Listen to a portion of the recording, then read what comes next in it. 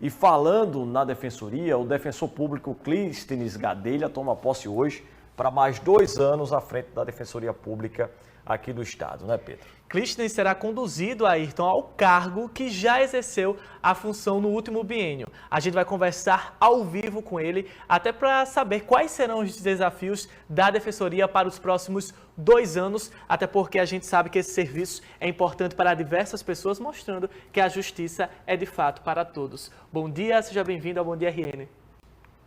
Bom dia, Pedro. Bom dia, Ayrton. Bom dia a todos os telespectadores. Pedro já falava, doutor, dos desafios. E aí, quais são esses desafios que o senhor encara, né, para esse próximo biênio? O senhor que está sendo reconduzido, esteve à frente da Defensoria Pública nos últimos anos e agora terá um trabalho com continuidade, terá continuidade ao seu trabalho. O que é que o senhor pretende fazer de diferente ou alcançar, se não deu tempo aí de conseguir nesses 2 anos? A grande dificuldade da gente, assim, o grande problema da gente Defensoria Pública, na verdade não é problema, na verdade a gente busca realmente atender a população carente, né? Então a Defensoria Pública é aquela instituição que é responsável para assegurar a justiça gratuita e integral àquelas pessoas que não reúnem condições financeiras de pagar. Então o que aconteceu? Com o término da pandemia, e eu costumo dizer isso, que não foram só as máscaras que a gente teve que deixar de usar, e essas máscaras descortinou grandes problemas sociais, né? Então, com os problemas sociais evidentes, o desemprego batendo na porta de muitos brasileiros, a fome batendo na porta de muitos brasileiros, a gente vê o crescente número de pessoas morando na rua. Então, essas pessoas, elas ficaram mais vulneráveis socialmente. Então, essa vulnerabilidade gerou para a Defensoria um maior trabalho, porque a gente visa tutelar essas pessoas, a assegurar direito a essas pessoas. Então, dessa forma, criou-se uma demanda maior e hoje a busca pela Defensoria Pública é bastante grande. Por outro lado, a gente encontra um grande desafio que é justamente o número de defensores públicos. Hoje, infelizmente, a gente só conta com 100 defensores públicos em atuação, de forma que para a gente poder atender a todo o Estado e atender de forma eficiente, de qualidade, como o nosso assistido merece, haveria necessidade de um incremento de defensores públicos e até de servidores para que desse esse suporte na prestação do nosso serviço. Eu pretendo manter essa nossa conversa nesse tema das pessoas em situação de rua, mas fazendo um link com o assunto que vamos falar hoje no Bom Dia RN, que é sobre os conselheiros tutelares, envolvendo aí então os direitos das crianças, porque é muito comum caminharmos pelas ruas da cidade e encontrarmos as crianças em situação de solicitar dinheiro às pessoas. A gente sabe que as pessoas podem sim buscar a defensoria, mas existe um caminho ativo, ou seja, a defensoria ir até essas pessoas para garantir a elas o acesso à educação, por exemplo? Existe sim, Pedro, porque na verdade é o seguinte, uma das coisas que aconteceu pós-pandemia foi a virtualização do processo judicial. E isso, de certa forma, é um dificultador para o nosso assistido. Como eu bem disse, o nosso assistido ele é vulnerável de vários direitos. Sobretudo, tecnologicamente, ele também é vulnerável. Então, a Defensoria Pública, a gente se preocupa em ter as nossas sedes abertas, o nosso espaço físico, para que a gente possa atender a população, para que a população ela possa realmente se deslocar até lá, se não conseguir ter acesso através do nosso site. Então, a gente tem meios virtuais de atendimento, através de WhatsApp, através do próprio site, mas a gente percebe que o nosso assistido, como eu bem ressaltei, é um assistido diferenciado, é um assistido que ele carece realmente de direitos básicos e, sobretudo, da parte tecnológica, né? Então, as pessoas elas podem se deslocar aos prédios da Defensoria Pública.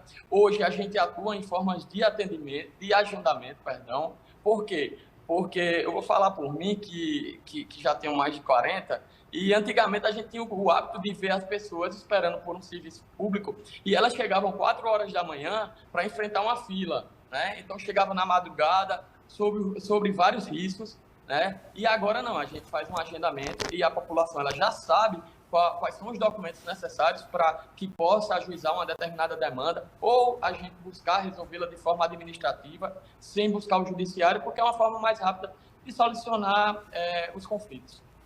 O senhor falou há pouco tempo da dificuldade que é a questão do número de defensores. O senhor falou que tem 100 defensores trabalhando com o senhor, no atendimento a todo o estado do Rio Grande do Norte. A gente nem precisa saber qual seria o número ideal, mas só de pensar nisso, na população de um estado para 100 defensores públicos, né? Um estado de pessoas que costumam, né, não terem condições realmente, às vezes, ter acesso ao direito, infelizmente é uma realidade nossa. Não dá nenhum defensor por município, exatamente, né? Não dá, passa longe disso. Eu me pergunto se tem alguma previsão desse quadro mudar, de novos defensores serem agregados à Defensoria Pública aqui do Estado. Na verdade, e aí eu vou até... Pedro falou aí, ter um defensor por comarca, né? E existe a emenda constitucional 80, que até 2022 era para pelo menos ter um defensor por comarca, no sentido de que pudesse, assim como o judiciário, que tem o juiz, assim como o Ministério Público, que tem seu promotor, que também para equilibrar essa balança, no sentido de que a gente conseguisse uma justiça social efetiva, também tivesse um defensor público. Infelizmente, hoje a gente não conseguiu cumprir essa meta. Hoje, no Estado, nós estamos em 40 comarcas, certo? Ainda está faltando 14 comarcas. A gente atende 92,37% da população. Não é o ideal. E é necessário que a gente possa realmente chegar nessas outras comarcas e, além disso, a gente possa chegar em outras comarcas que já estão colapsadas, porque, assim, como eu bem disse, a população está mais vulnerável. Então, a gente percebe pelos sinais. Você vai no sinal, você vê sempre pessoas em situação de mendicância, pedindo, né? Então, é a necessidade realmente hoje de pelo menos 40 defensores públicos e a gente tem trabalhado com o governo do Estado no sentido de que haja um incremento orçamentário para que assim a gente possa realmente aumentar o quadro da Defensoria Pública e possa realmente prestar o serviço com eficiência, com qualidade, da forma como o nosso assistido e como a pessoa vulnerável precisa e merece. Você que nos acompanha, se quiser, pode sim participar conosco, tá enviando seu questionamento ou relato através do nosso WhatsApp, o 988561836. Aproveitando esse comentário que o senhor fez, eu quero questionar da atenção dada ao interior do Estado, porque a gente tem a questão do sistema tecnológico que o senhor comentou, com essa possibilidade de fazer o atendimento virtual, mas sabemos que a exclusão digital, infelizmente, é uma realidade.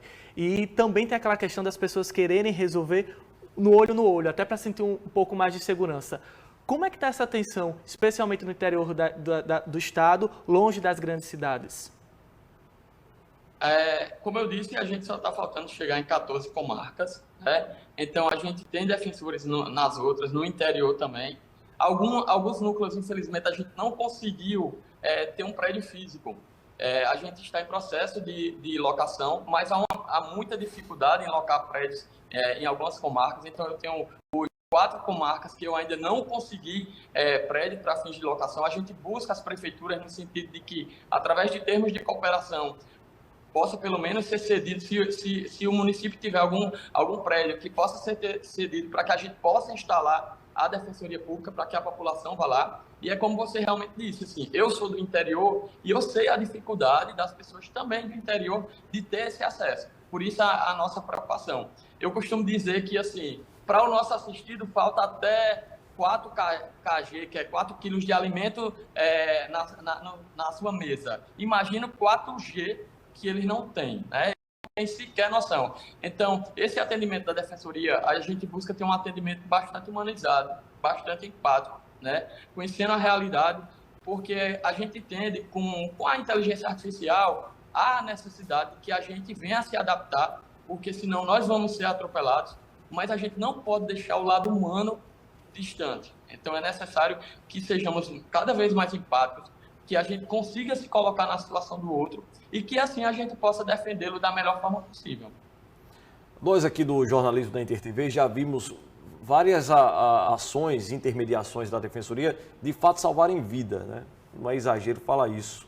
Quantos casos aqui nós já mostramos de pessoas que estavam aí precisando com muita urgência de um leito de hospital e não conseguiam isso, e aí recorreram à Defensoria e a Defensoria conseguiu junto à Justiça que algo fosse feito por aquelas pessoas. E eu gostaria que o senhor falasse dessas ações da Defensoria, até para que nossa audiência, de repente quem nunca precisou do trabalho de um defensor público, entenda mais sobre o que faz a Defensoria Pública, que outros casos costumam chegar para vocês. Eu costumo dizer, em termos comparativos, que a Defensoria Pública é uma espécie, na área jurídica, vai ser uma espécie de clínico geral, certo? Então, vai atender todas as demandas. Então, nós atendemos aquelas pessoas na esfera criminal que estejam sendo acusadas da prática de algum ato infracional e não tenham constituído advogado. E também a gente atua na seara civil, tanto no direito de família, na defesa à saúde, em questões cíveis em geral. Essa questão da saúde é um ponto realmente importante e a gente tem um núcleo especializado nisso, uma coordenadora muito engajada no tema, e eu até costumo dizer que a gente acaba sendo protagonistas na defesa da saúde aqui no Estado. Sim. Por quê? Porque a gente entende a saúde como algo urgente, como algo essencial, até porque a vida, sem o direito à vida, nenhum outro direito se sustenta. Então, não há razão de existir se o direito à vida não for inicialmente preservado. E nós temos várias demandas na busca de medicamentos, na busca de intervenções médicas, na busca, como você bem ressaltou, de UTI, e são situações em que há urgência, porque, como já bem disse, assim, a saúde tem pressa. Ontem até me perguntaram quanto tempo a Defensoria Pública demorava para ajuizar uma demanda de saúde. Mas é imediato. Então, se você está buscando uma UTI, e UTI é urgência, então essa demanda ela deve ser ajuizada de forma imediata. Mas é importante registrar aqui que a gente também busca soluções alternativas. Por quê? Porque a gente sabe que, naturalmente, até pela própria estrutura, o judiciário ele não comporta uma quantidade elevada de demanda para atender de forma rápida. Então, a gente busca primeiro administrativamente, junto aos órgãos municipais, aos órgãos estatais, no sentido de resolver aquela demanda para que a gente não tenha que judicializar. Porque a judicialização acaba sendo um desgaste para aquele assistido que fica à espera de uma liminar, que quando a liminar é deferida, não sabe se a liminar vai ser cumprida. Então, a gente tem buscado realmente mecanismos de defender o direito à saúde de forma concreta, sem buscar essa judicialização, mas quando essa judicialização ela é necessária, a gente faz de forma rápida, de forma eficiente, como forma a preservar, como eu bem disse, esse direito à vida. É importante destacar que essa questão que o senhor está comentando, muitas vezes voltada à conciliação, ela não significa um prejuízo para a pessoa que está precisando ter acesso a um direito ou a uma garantia. Muito pelo contrário, né, doutor? Por vezes torna até mais ágil aquilo que a pessoa queria. Exatamente. Assim, nós temos um núcleo também de conciliação, certo? Em que as pessoas elas têm a oportunidade de cada uma expor realmente, vou colocar aqui em questões de família. Então, em questões de família, num divórcio, numa guarda, em uma ação de alimentos, é oportunizado as pessoas para que elas possam dialogar, cada um expõe o seu lado, expõe os seus limites, até onde pode chegar nas sessões, e a gente tenta ver uma forma de conciliação. Porque, assim, de uma forma geral, a vida em si, viver em sociedade, já nos obriga a buscar conciliar, né? O diálogo, formas alternativas, porque se a gente vive sob embates, fica muito complicado para o Judiciário, para a Defensoria Pública e para todos os órgãos que integram o sistema de justiça. Doutor Clístenes, a gente está falando aqui da Defensoria, do trabalho que é prestado pelo órgão, isso é muito importante, mas estamos falando também no dia da recondução, digamos assim, do defensor público geral para o cargo, para mais alguns anos, mais um biênio à frente da Defensoria. Eu gostaria que o senhor falasse do senhor, da sua atuação na advocacia social, digamos assim. O senhor já, num dado momento, revelou aqui que vem do interior, conhece as demandas daquela população que está longe das grandes cidades, que precisa, como qualquer outro povo, do trabalho de vocês. Eu tenho 15 anos de Defensoria Pública. Já estou aí caminhando para os 16 anos e eu tenho muito orgulho dessa carreira, tenho muito orgulho da profissão. Eu costumo até dizer que eu atirei no que vi e acertei no que não vi. Eu não tinha, ao entrar na Defensoria Pública, eu não tinha noção da função social do que era ser um defensor público. E ser defensor público é um agente de transformação social. A gente modifica positivamente a vida das pessoas.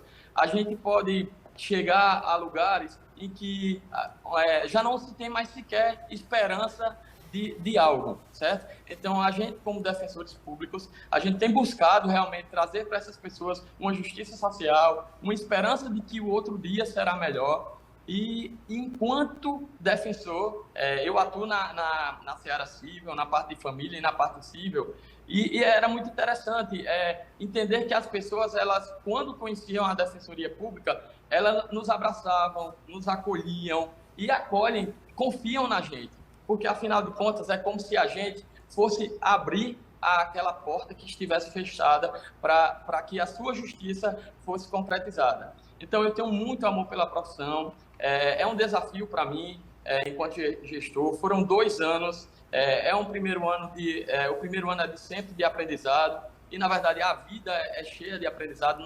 Nós, como aprendizes da vida, a gente está tendo sempre que se modificar, até pela própria mutabilidade da vida, e eu espero que a gente consiga realmente chegar em mais municípios, que a gente possa realmente incrementar os lugares que estão colapsados, que a quantidade de defensores é insuficiente, para que a gente possa aumentar, para que a população possa entender que tem um serviço de qualidade, que possa se sentir respeitado, ou seja, que a população possa realmente se sentir cidadã e que tenha os seus direitos respeitados por uma instituição.